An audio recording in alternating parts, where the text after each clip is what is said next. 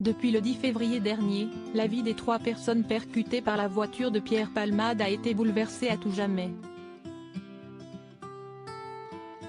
La première victime est le conducteur, Yüksel, un père de famille de 40 ans, qui est toujours plongé dans un coma artificiel depuis le drame, après avoir été opéré 6 fois. Son fils, âgé de 6 ans, est également hospitalisé et il a désormais 2 taches sur le cerveau, comme l'a annoncé son oncle. Enfin, la jeune femme de 27 ans qui se trouvait également dans le véhicule a perdu le premier bébé qu'elle portait dans la collision. Dans l'émission 7 à 8, diffusée sur TF1 dimanche 19 février, la famille des 3 victimes a accepté de dévoiler un douloureux cliché de Yüksel, depuis son lit d'hôpital. L'homme, polytraumatisé et souffrant de multiples fractures, notamment à la jambe gauche et au bras droit, est dans un état déplorable.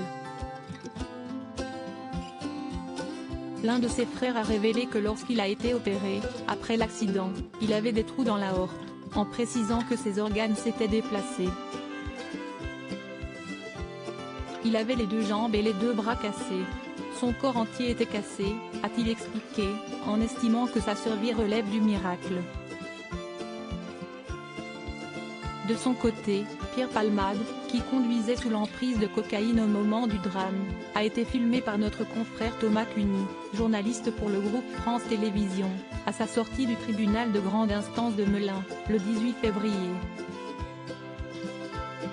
Supérieur à Pierre Palmade, Muriel Robin, Michel Larocque, Véronique Sanson. Les femmes de sa vie. Pierre Palmade plutôt en bonne forme physique depuis l'accident. La vidéo a été postée sur Twitter et on y voit l'humoriste de 54 ans, dont le visage est camouflé par une capuche et par un masque sanitaire, s'empresser de monter dans son taxi. Il se déplaçait alors tout à fait normalement. La journaliste de Paris Match Marine Mazéa, également présente ce jour-là, a affirmé avoir été étonnée par son état physique et par le fait qu'il avait l'air plutôt en forme. Pierre Palmade a depuis été placé sous contrôle judiciaire et assigné à résidence avec un bracelet électronique.